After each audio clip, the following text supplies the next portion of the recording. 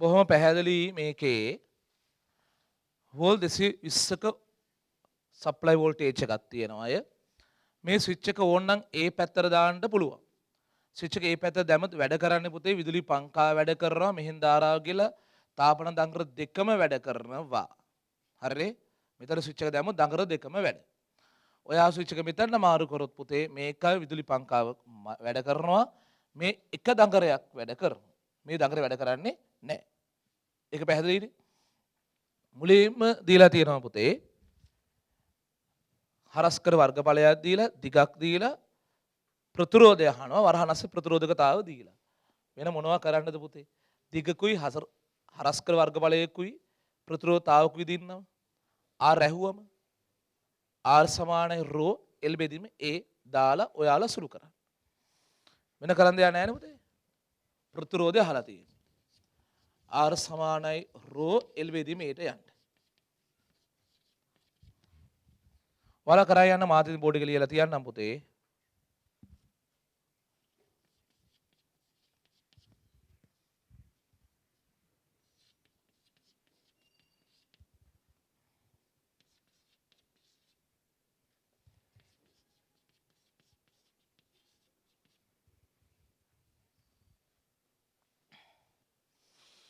හරි.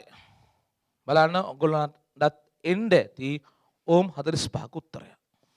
Raw L බෙදීමේ raw කියන්නේ 10/6යි දිග මීටර 0.4යි 5යි බෙදුව හරස්කර වර්ගඵලය 10/8යි සුළු කරාම ඕම් 45කට එනවා. රයිට්. ලේසියිනේ. යා ඊළඟ කොටසට යමු පුතේ. පංකා මෝටරයේ සබල ප්‍රතිරෝධය ඕම් 10යි. හරි. මම ලකුණු කර ගන්නවා පුතේ. මෝටරයේ ඕම් 10යි මේ දෙන්න 45යි 45 දෙන්නේ. රයිට්. ළමයි තාප මූලාවයව තවමත් කාමරුෂ්ණාති පවතින්නේ යයි උපකල්පනය කරන්න. ඒ කියන්නේ ප්‍රතිරෝධවල තම 45 දී. පහත දෑ ගණනය කරන්න. ඒ ස්විච් A පිහිරීමේ ඇති විට කොබලන මේ ස්විච් එක A පිහිරීමේ ඇති විට තාප මූලාවයන්ගේ මුළු ක්ෂමතා පරිභෝජනය. මේ දෙකේ මුළු ක්ෂමතාව කීයද කියලා අහනවා පුතේ. B කෑල්ල ඒ ස්විච් A පිහිරීමේ ඇති විට මෙතන තියෙනකොට පුතේ පංකා මෝටරේ ක්ෂමතා පරිභෝජනය කීයද? රයිට්. පොඩක් ඉන්නකෝ. ස්විච් එක මෙතන දාලා තියේදී මේ දෙන්නගේ මුළු ක්ෂමතාව කීයද? මෙයාගේ ක්ෂමතාව කීයද? සාමාන්‍ය ක්ෂමතාවට V I හරි V වර්ග බෙදීම R හරි I වර්ග R හරි ඕන කරන්නේ. දැන් මෙහෙම හිතුවත් වැරදි ඈ. වෝල් 220ක් සප්ලයි කරාම මෙයා හරයි බුවන්ත 220 කියලා හිතනක වැරදි. ඇයි ඒ? මේ ලබා දෙන 220 තුන් දෙනෙක් අතර බෙදලා යනවා. පංකාව P දංගරේ Q දංගරේ. තේරුණා? ඒතර එක්කෙනෙක් කරා වෝල්ට් ගන්න 220 කියලා හිතනක සම්පූර්ණයෙන් වැරදි. ඇත්තට ශ්‍රමතාව හොයන්න මත්තෙන් කරන්න ඕන එක දෙයක් තියෙනවා. ස්විච් එක A වල තියේදී මේ දෙන්නගේ මුළු ක්ෂමතාව මේ ක්ෂමතාව හොයන්න කලින් කරගෙන ඉන්න වෙයි ඒක ගොඩක් වෙලාවට. මොකද පුතේ? මොකද පුතේ? මොකද? හරියට කියලා ඒක සද්දට කිය. සමග ප්‍රතිරෝධ හංගින්න. සමග ප්‍රතිරෝධය හොයාගන්න පුළුවන්. ඉතින් සමග ප්‍රතිරෝධය එකවරම හොයාගන්න ගමම්ම ඉතින් එකවරම ඕම් නියමේ දැම්මත් අවුලකුත් නැහැනේ. නේ? ඕම් නියම එකපාරම දාගෙන යනවා කියලා මං හිතුවා. පුතා 220යි මුළු වෝල්ට් ගන්න සමානයි I වතාවක් ඇත්තට සමග ප්‍රතිරෝධය ඒ වෙලාවට දාන්න පුළුවන්. 45 45 10යි ඔක්කොම 100යි. ඕනම නම් ලියමු. 10 දාන්න 45 ඒවා දෙකක්. හරි 90යිනේ. 90යි 10 100යිනේ. එහෙනම් කරන්ට් එක 220 100 බෙදුවම 2.2යි. හරිද? ඇම්පියර 2.2යි. ඊළඟ දඟර දෙක තියෙන්නේ. P හා Q වැඩ කරන ක්ෂමතාව හොයලා ඉමුක මුලින්ම. P හා Q දඟර වැඩ කරන ක්ෂමතාවන මුලින් අහන්න I වර්ග R වලින් හොයමු. I කියන එක න 2.2යි. එයාගේ වර්ගයයි. ගුණ කිරීම පුතේ ඒකේ ප්‍රතිරෝධය දඟරයක ප්‍රතිරෝධය 45යි. ඒ වැනිම දඟර දෙකක් තියෙනවානේ. ඒ නිසා දෙගුණ කරලා තියෙනවා. පටන් ගන්න ඕම් නියමෙන් කරන්ට් එක හොයලා. පරිපතේර ඩෙල්ටා V සමාන IR එහෙම නැත්නම් කර්චොෆ්ගේ වෝල්ටේජ් ලෝ එක කිව්වත් කමක් නැහැ.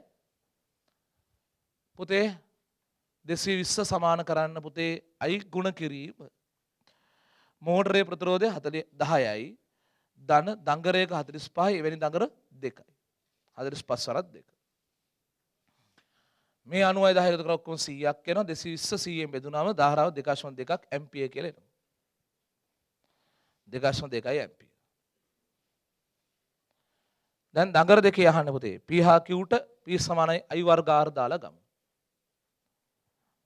P හා Q ට P සමානයි I වර්ගයයි R. හරි. පුතා i කියන එක 2.2යි a කියන කෙනාගේ වර්ගය ගුණ කරන්න ප්‍රතිරෝධය 45 ඒවා 2යි. ධාරා 2.2 එයාගේ වර්ගය ගුණ කරා ප්‍රතිරෝධය 45 වරක් 2 කියලා. හරි සුළු කළා තියා. සුළු කරන්න වෙනවා පුතේ. 2.2 වර්ග කරන් ඉන්න ඕනේ නේ පුතේ 4.84. 4.84 90න් ගුණ කරන්න එන්නේ. ඔය දරුවෝ සුළු කරලා කියන එකක් තමයි මම බාර ගන්න ඉතින්. දූ කිය. ගොඩක් ලෑරෙන් දෙන්න බෑනේ පුතා අපිට එක තැන දූ බලන්න. 435.6යි 435.6යි ලු වොට් 435.6යි වොට් කියලා එනවා. හරි. ආද පුතේ. ඒකෙන් B කෑල්ල අහන්නේ ඔය තත්ත්වේ ස්විච් එක A වලට දාලා තියෙන වෙලාවේ මෝටරේ ක්ෂමතාව. මේ දැන් කොල්ලෝ ධාරාව දන්නවා 2.2 කියලා. ඉතින් මෝටරේට I වර්ගාරම දාමු ඉතින් නේද? මෝටරේට කියලා දානවා පිස I වර්ගාර කියලා. ධාරාව 2.2යි එයාගේ වර්ගයේ ගුණ කරා ප්‍රතිරෝධය 10යි. ධාරාව 2.2 කියලා ගත්තා. ඒකේ වර්ගය එයාගේ ප්‍රතිරෝධය 10යි. ලියනවා නම් කැමතියි මම මෝටරේට කියලා එහෙම. P සමාන I වර්ගයයි R කියලා ලියන්න දුව. හරි? ධාරාව 2.2 කියලා දැම්මා වර්ග කරා ප්‍රතිරෝධය 10න් ගුණ කරා. පුතාලා 48.4යි නේද? 48.4යි වොට් කියලා එනවා.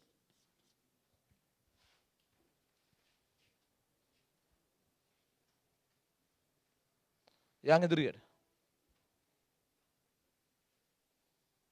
ඉස්සරහට. C කොටසරයා. CD දෙකම කියව ගන්නකො. S විෂ B පිහිරීමේ ඇතුළත තාපන මූලාවයන්ගේ මුළු ක්ෂමතා පරිභෝජනය S පිහිරීමේ තියෙන පංකා මූල ක්ෂමතා පරිභෝජනය. අනේ පුතේ කලින් ප්‍රශ්න දෙකමයි අහන්නේ. බලාගමු.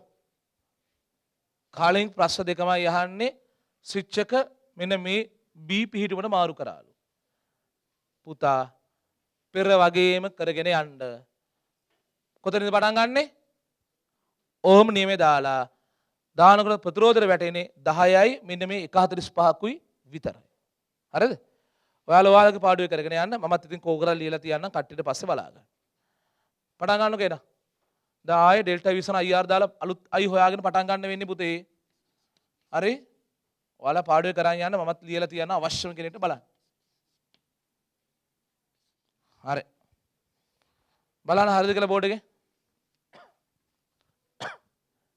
ඕම් නියමේ දැම්මා. වෝල්ට් ගන්න 220යි. සමන I වතාවක්. මෝටරේ 10යි. එක දඟරයයි තියෙන එක 45යි 55යි. 220 55න් බෙදුවා. කරන්ට් එක ඇම්පියර් 4යි. දැන් එක දඟරයයි වැඩ කරන්නේ. එයාට I වර්ග R දැම්මම 4 වර්ගය වරක් 45 සුළු කරා 720ක් ආවා. මෝටරේට I වර්ග R දානකොට I 4 වර්ගයේ ගුණ කරා මෝටරේ ප්‍රතිරෝධ 10න් 108ක් ආවා. මේ දෙක කලින්ටත් වඩා ඉතාලියසි සුළු කිරීම අතින් ගත්තා. ඉවරයිනේ? දැන් ඊළඟ කොටසට.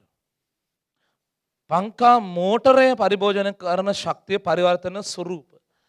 දැන් මෝටරයක් විද්‍යුත් ශක්තිය පරිභෝජනය කළ එක වෙන ඒවාට හරවනවා. මොනවද හරවන්නේ? මෝටරයකින් මොනවද හරවන්නේ? ශක්ති පරිවර්තනය. ඔය ලෙවල් වලක් තියෙනව නෑ. විද්‍යුත් ශක්තිය හරවන්නේ භ්‍රමණ චාලක ශක්තිය හරවන්නේ ඒ හැරණමිති මෝටරයක් වැඩ කරද්දී ධ්වනියක්, ශබ්දයක් එනවා, තාපයක් එනවා. ප්‍රධාන වශයෙන් හරවන්නේ ඉතින් භ්‍රමණ චාලක ශක්තිය. ලියමු. භ්‍රමණ චාලක ශක්තිය. ඒ හැර ඉතින් කුමාදාලිය යන ධ්වනිය, තාපය. මෝටරයක් වැඩ කරද්දී ඒවත් නිපදෙනවනේ පුතේ. ප්‍රයෝජනවත් එක තමයි භ්‍රමණ චාලක ශක්තිය. ඊළඟ කොටස ගන්න පුතේ.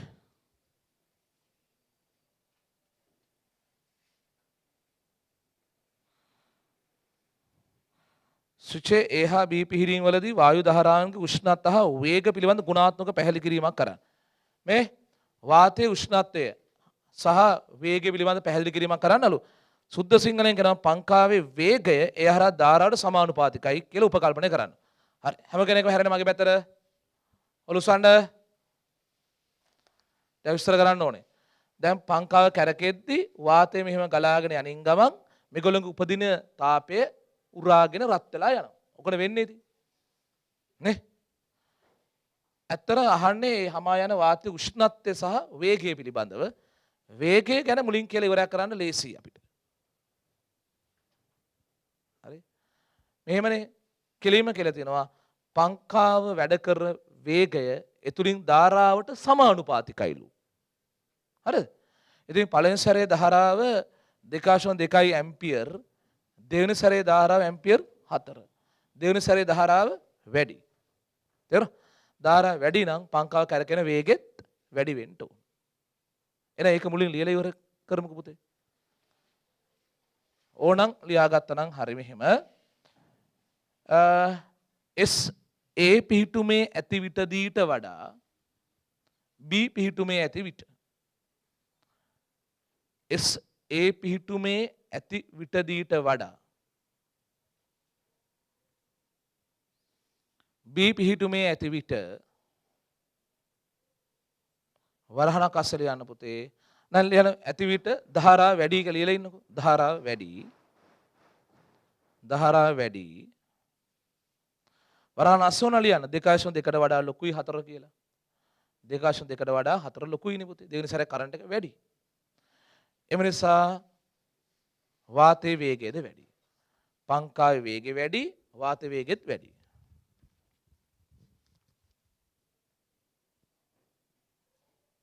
හරිනේ? යන්න ඉස්සරහට. උෂ්ණත්වය ගැන අහනවනේ පුතේ. ඒක ටිකක් බැරෑරුම් කතාවක්. බලාගමු. ඔලුස්සමු. මේ බලන්න. ස්විච් එක A පිහිටුමේ තියෙද්දි දඟර දෙකම වැඩ කරනවා. දඟර දෙකම වැඩ කරලා තාපි උපදින්නේ මෙච්චරයි. හරිද? ඊළඟ සැරේ වැඩ කරන්නේ එක දඟරය. වැඩ කරන්නේ එක දඟරයක් වුණාට ඒ තනි එකේ තාපි උපදින 720ක් අරකට වඩා මේක වැඩි. හරි? ඒතර බැලුව බැලුවම එක සැරේ හිතෙන්න පුළුවන් දේ තමයි දෙවෙනි වතාවේ උපදින තාප ප්‍රමාණය වැඩි. එහෙනම් මේ සැරේ වාතය රත් වෙනවත් වැඩි ඇති කියලා. සාධාරණම කතාව. නේ? වැඩිපුර රත් වෙනවා ඇති කියලා. ඒ සංඛ්‍යාවලින් දැක්කම හිතන දේ. එහෙනම් නිකන් හිතුවොත් එහෙම අනේ ඉතින් දඟර දෙකම වැඩ කරන වෙලාවේ වැඩිපුර රත් වෙන්න ඕනේනේ. එක දඟරකට මාරු කරාම අඩුවෙන් රත් වෙනවා ඇතිනේ වගේ හැඟීමක් එන්නත් පුළුවන්. මේකයි සිද්ධිය. මෙන්න මේක දිහා විතරක් බලලා. හරි? අපිට උත්තරේ කියන්න බෑ. මෙයාට වඩා මේක ලොකු හින්දා දෙවෙනි සැරේ වැඩිපුර රත් වෙනවා කියලා එහෙම ස්ථිරව එහෙම කියන්න බෑ. නිකන් හිතන්නකෝ නිවුස් එක තියෙනවා පත්‍ර හෙඩ්ලයින් එකේ තියෙනවා 2050 වන විට ලෝකයේ ආහාර නිෂ්පාදනය දෙගුණයක් වී තිබෙනු ඇත කියලා. දෙගුණ වේ කියලා දානවා. බැලූ බැල්මට හොඳයි වගේනේ නේ. ආහාර නිෂ්පාදන දෙගුණයක් කියලා කියමු. බැලූ බැල්මට ඉතා හොඳයි වගේ. දෙගුණ කන්න පුළුවන් වගේ හිතෙනවා.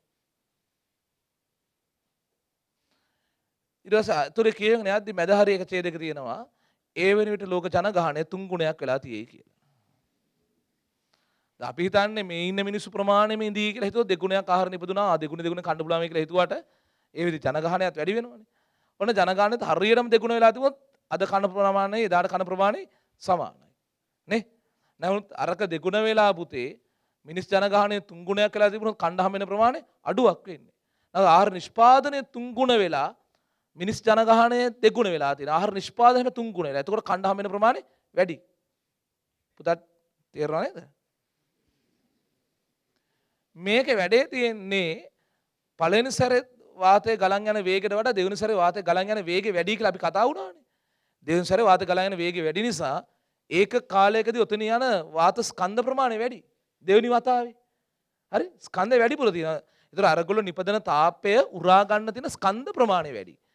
අර නිකන් ආහාර නිෂ්පාදනය වැඩි වුණාට ඒක කණ්ඩේ ඉන්න මිනිස්සු ගන්න වැඩි වගේ. හරි? මෙතනදී හමා යන වේගය වැඩි වුණාම ඒ තාප උරා ගන්න තියෙන බෙදා ගන්න ඉන්න ස්කන්ධ ප්‍රමාණය වැඩි වෙනවා. ඒ නිසා වැඩියෙන් රත් වෙන්නේ කොයි වෙලේද කියන එක බලන්න නම් තාප නිපදනයෙන් කොච්චර වැඩි වෙලාද? හරි? හමා යන ස්කන්ධය ඒක කාලය යන ස්කන්ධ ප්‍රමාණය කොච්චර වැඩි වෙලාද කියලා ওই දෙක සංසන්දනාත්මකව බලන්න වෙන්නේ. තාපේ නිපදන එක බැලුවොත් පුතේ ඉස්සර තාපි නිපදුනේ 435.6යි.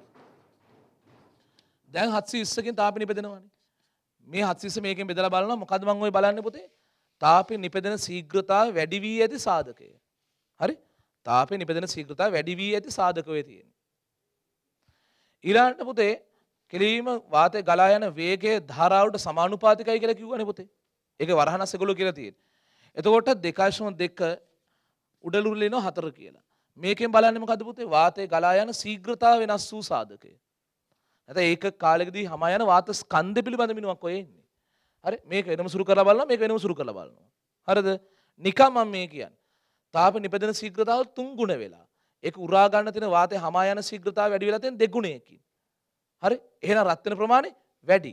ස්කන්ධ ප්‍රමාණය 2 ගුණ වුණාට නිපදෙන තාප ප්‍රමාණය 3 ගුණ වෙලා නම් මෙයාට වඩා මෙයා ලොකුයි උත්තරේ අතින් ලොකුයි නම් රත් වෙනවා වැඩි. අනික් පැත්ත වුණොත් තාප නිපදෙන ශීඝ්‍රතාව 2 ගුණ වෙලා ඒ වුණාට ඒක උරා ගන්න තියෙන ස්කන්ධ ප්‍රමාණය තප්පරයට හම යන වාත ස්කන්ධ ප්‍රමාණය ඒක 3 ගුණ වෙලා. අර තාප උරා ගන්න ඉන්න කට්ටිය 3 ගුණයක් වෙලා. එතකොට රත් වෙන ප්‍රමාණය අඩු වෙන්න ඕනේ. පැහැදිලිද? එහෙනම් මේ සාධක දෙක වෙන වෙනම හොයලා මේකෙන් ලොකු කවුද කියන එක අනුව තමයි තීරණය දෙන්න වෙන්නේ. ලියා ගන්න පුතේ මෙහෙම. ස්විචය A සිට B ට මාරු කළ විට ස්විචය A සිට B ට මාරු කළ විට කමාදා ලියන්න ඊළඟ රුලේ තාපේ නිපදෙන ශීඝ්‍රතාව වැඩි වී ඇති සාධකය. තාපේ නිපදෙන ශීඝ්‍රතාව වැඩි වී ඇති සාධකය. තාපේ නිපදෙන ශීඝ්‍රතාව වැඩි වී ඇති සාධකය. වැඩි වී කියනකට වඩා ලස්සන වෙනස් වී ඇති සාධකය කිව්වත් නේද? හරි. උඩ රුලට 720 ලියලා යට රුලේ 435.6 දාලා මට සුළු කළා කියන්න.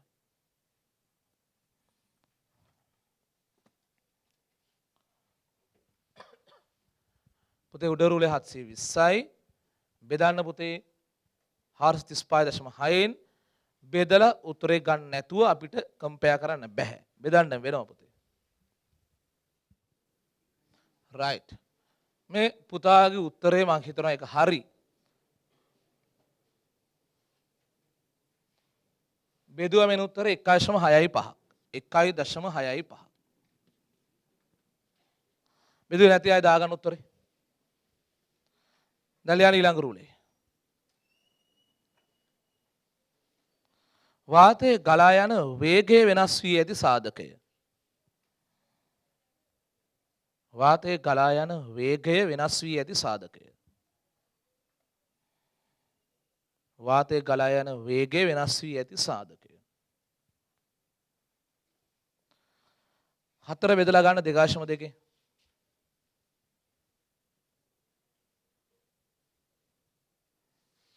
4 බෙදලා ගන්න 2.2. 40 බෙදීම 22 නේ 20 බෙදීම 11.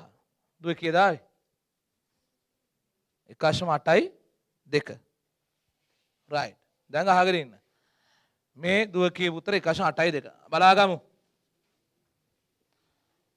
මෙන්න දැන් මේක කම්පෙයාර් කරලා බලමු. තාපේ නිපදෙන ශීඝ්‍රතාව 1.6යි 5 ගුණයක් වෙලා ඒක උරා ගන්න තප්පරයට හමා යන වාත ස්කන්ධය ඊට වඩා වැඩි සාධකයකින් වැඩි වෙලා. මෙයාට වඩා වැඩි සාධකයක මේක වැඩි වෙලා තියෙනවා. එහෙනම් රත් වෙන ප්‍රමාණය අඩු වෙනවා.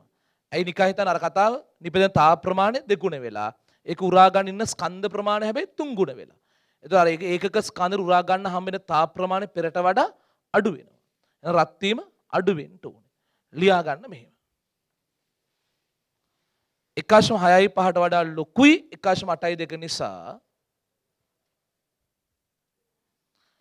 1.6යි 2ට වඩා ලොකුයි 1.6යි 5ට වඩා ලොකුයි 1.8යි 2 නිසා SB පිහිටුමේ ඇති විට SB පිහිටුමේ ඇති විට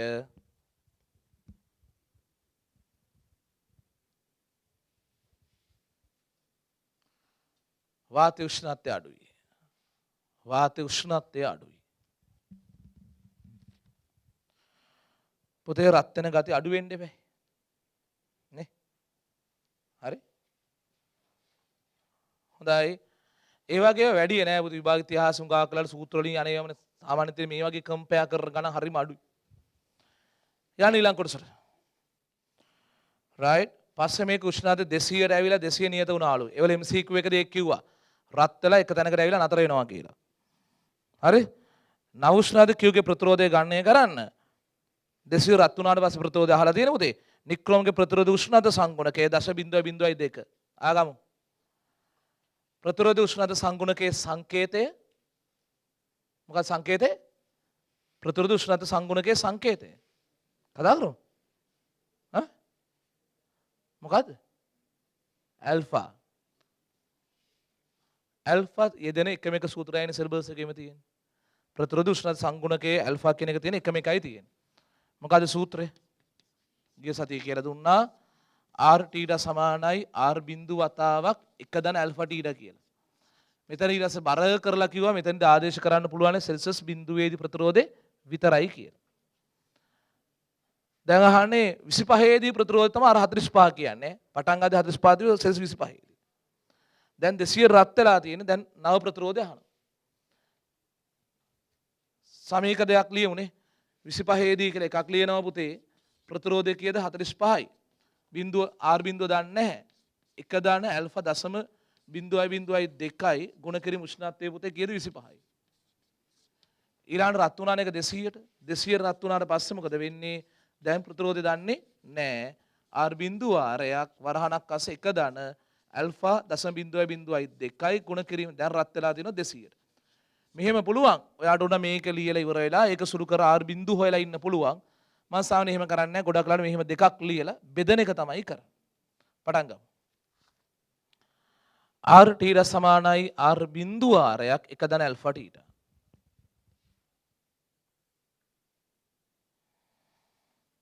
දැන් යන සෙල්සියස් 25 දී කියලා. 25 දී ප්‍රතිරෝධය තිබුණේ 45යි.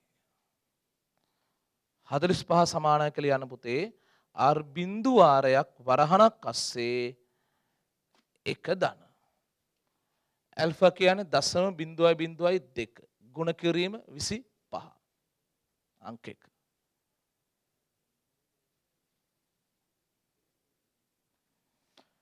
ආයෙල යන සෙල්සියස් 200 දී කියලා.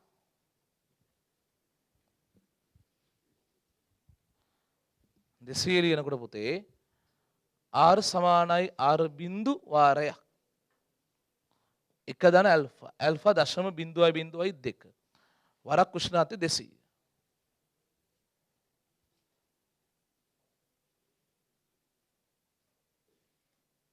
බෙදා සමයක දෙක බෙදලා සුළු කරන් ගිහිල්ලා ඕක හොඳට සුළු වෙනවා. හිතනවට වඩා හොඳට සුළු වෙනවා. පුතේ 60 දී ප්‍රතිරෝධයට ලස්සන උත්තරයක් එනවා. කීයද ආයි? 60 දී ප්‍රතිරෝධය 200 දී ප්‍රතිරෝධය. 200 දී ප්‍රතිරෝධය 60යි කියලා ලස්සන උත්තරයක් එනවා. හරි. දු හරි. ළමයි ඕම 60ක් එන්නේ. මේ දු එහෙම සුළු කරා එක හරි. ආවනේ? right. එතන තව කැලලක් අහනවා. මේ උෂ්ණතාව එනස නිසා Q මගින් තාපයේ ජනන ශීඝ්‍රතාව අඩු වෙනවාද වැඩි වෙනවාද කොච්චරකින්ද? අනෙක් කොටස් උෂ්ණතාව වෙනස් වෙන්නේ නැහැ. ඔකේ පටන් ගන්න කියන්නේ මොකද්ද? තාම තියෙන ස්විච් එක B පිහිරුමේ. ස්විච් එක B පිහිරුමේ තියෙන. ඔලුස ගන්න. මේ හැරෙන මගේ පැත්තට. දාහන ස්විච් එක B ට මාරු කරාලු. මාරු කළාලු තියෙන්නේ. එතකොට තමයි මේකේ ප්‍රතිරෝධය වෙනස් වුනේ 60කට. හරිද? දැන් මේකේ තාප උපදින ශීඝ්‍රතාව ඉස්සරට වඩා වැඩි වෙලාද අඩු වෙලාද කොච්චරකින්ද කියලා අහනවා. ඉතින් වැඩි වෙලාද අඩු වෙලාද කියලා කියන්න කලින් ගණනය කරලා ඉන්න වෙනවා. දැන් ආයසර ස්විච් එක මෙතන දැම්මනේ. හරි? දැන් මේක ප්‍රතිරෝධය 60 කියලා ගණන් ගන්න ඕනේ. ඕම් නියමේ දාලා ධාරා හොයන්න ඕනේ. 220 සමානයි I වතාවක් 10 ධන 60 කියලා එන්නේ. කියන්නේ 70ට හදන්න ඕනේ. තේරුණාද? I හොයලා ඊට පස්සේ මෙයාට ආයමත් සැරයක් I වර්ගය R දානවා. R ආය මතක් කරගන්න 60ට හදන්න තියෙන්නේ. හරි? පටන් ගන්න එන. ඕම් නියමයෙන් පටන් ගන්න. මම ලියන්න ඕනෙත් නැති වෙයි. ඕම් නියමේ දානකොට ඩෙල්ටා U සමානයි R කියලා වෝල්ට් ගාන 220යි සමානයි I ගුණ කිරීම ප්‍රතිරෝධය වරහණක් අස්සේ 10 එකතු කිරීම 60යි. ඒ කියන්නේ 70 වනේ I දෙන උත්තරේ 22 බෙදීම 7යි. හරි. වෝල්ට් ගාන 220 සමානයි අයිවාරයක් 10 එකතු කිරීම 60 70යි 220 70න් බෙදුණා බිඳුව කැපුණා 22 බෙදීම 7ක් කියලා. ඊළඟ ආයසරයක් මෙයාට අයි වර්ගාර දාමු Qට. දැන් Q ගේ තාපේ නිපදෙන ශීඝ්‍රතාව අයි වර්ගාරගෙන් ආයසරයක් හොයමු. අයි වර්ගාරගෙන් හොයද්දී 7න් 22 නේ. 7න් 22 වර්ගයේ ගුණ කරා ඒකේ ප්‍රතිරෝධය 60.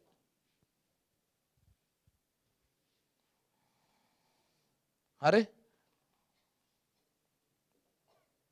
පුතේ කරන්ට් එක වෙනස් වුණා 7න් 22යි. එන 7න් 22 වර්ගයේ ගුණ කරා දැන් එහි ප්‍රතිරෝධය 60යි. right. මම හිතන ගොඩක් අයට ඒක පෙන්වන්නේ නැහැ. කමන්නේ ඒගොල්ලෝ හරියටම සුරු කරලා ගන්න වඩා හොඳයි. නමුත් මේ හදිස්සියේ මම මේ වෙලාවේ කියන්නම් මෙහෙම. 722 කියන්නේ ඔයාලා නිකන් සාහනේ පයි කියලා හිතන්නකෝ ඒ කියන්නේ. 722 කියන්නේ අපි කියන දේ පයිනේ. පයි වර්ගයේ ආසන්න අපි ගණන් ගන්න කීය කියලාද? 10 කියලානේ. එහෙම ගත්තොත් නම් මේක වොට් 600ක් එන්නේ. මේ වෙලාවේ හැටියට එහෙම දාගමුකෝ. 722 කියන්නේ පයි කියලා හිතුවොත් පයි වර්ගයේ 10යි කියලා අපි සාමාන්‍යයෙන් ගොඩක් වෙලාට ගන්නවා. 60න් ගුණ කරාම 600ක් එනවා. හරි?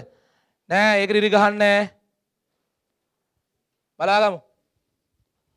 ඉස්සර ස්විච් එක බී පිරුමේ තියෙද්දි තාප නිපදුනේ 720 ගානේ. මේ 720යි. හරි? නමුත් දැන් ස්විච් එක බීට මාරු කරලා තියෙන වෙලාවේ මේකේ තාප උදින්නේ 600 ගානේ.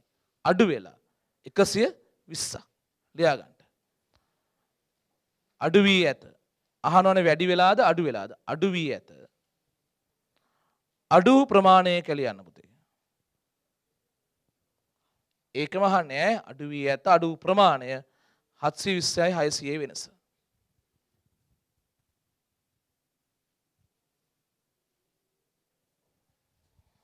වොට් 130කින් අඩු වෙලා තියෙනවා. right. පැහැදිලි නේ එතනටත්? ඊළඟ ආයෙ පොඩක් ලස්සන කොටසක් තියෙනවා. කියව ගන්න පුතේ. හරි. මේ හැරෙන මගේ පැත්තට ඔලොස්සන්න මොකද හිතුවේ? ස්විච් එක B වලට මාරු කරලා තියෙන වෙලාවක දැන් ඒතර මෙයක් කොහොමත් වැඩ කරන්නේ නැහැ නේ පුතේ. මේක සාමාන්‍ය පංකාව කෙලින්නේ තියෙන වාතය ඒක හරහා යන්නනේ තියෙන්නේ. ස්විච් එක ඕෆ් කරේ නෑලු මේක නැව්වලු. වාත් ධාරාවෙන් එළියට එනසේ මේක නැව්වලු. ධාරාවට මොකද වෙන්නේ කියලා අහනවා. මොකද වෙන්නේ? අඩු වෙනවා. හරි. මේකයි ඔක වෙන්නේ. සමහර හිතයි ඉතින් සොරෝ කෙලින් තිබ්බා කියලා මේ ඇල කරා කියලා ධාරාවට හානියක් නැහැ නේ. ඉතින් වෙනසක් වෙන්න බෑනේ කියලා. වෙන්නේ දැන් මේක හරහා වාතය යද්දී වාතය විසින් මේකේ නිපදෙන තාපය උරාගෙන යනවා. නමුත් මේක මෙහෙම අහකට අයින් කරාම ඒකේ නිපදෙන තාපේ උරාගෙන එළියට යන්න කවුරුත් නැහැ. ඒ නිපදෙන තාපේ මේකේම රැඳෙනවා. මේකෙම රැඳෙන මේ දඟර තවත් රත් වෙනවා. රත් වෙන පුතේ ප්‍රතිරෝධය වැඩි වෙනවා. 60ටත් වඩා වැඩි වෙනවා. ප්‍රතිරෝධය වැඩි වෙන්න මේක ගන්න ධාරාව අඩු වෙනවා. ධාරාව අඩු වෙද්දී පංකා වේගය අඩු වෙයි. අහලා තියෙන එහෙම නේද? පංකා වේගය. කෙලීම පංකා වේගය අඩු තමයි වෙන්නේ. අඩු වේ කියලා ගන්නකො මුලින්ම. ලියා ගන්න මෙහෙම. දැන් දඟරය හරහා වාතය හමාර නොයන නිසා. දඟරය හරහා වාතය හමාර නොයන නිසා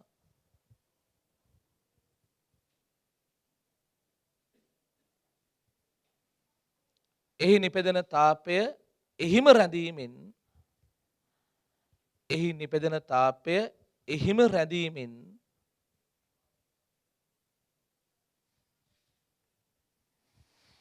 තව තවත් රත් වී ප්‍රතිරෝධය වැඩි වේ.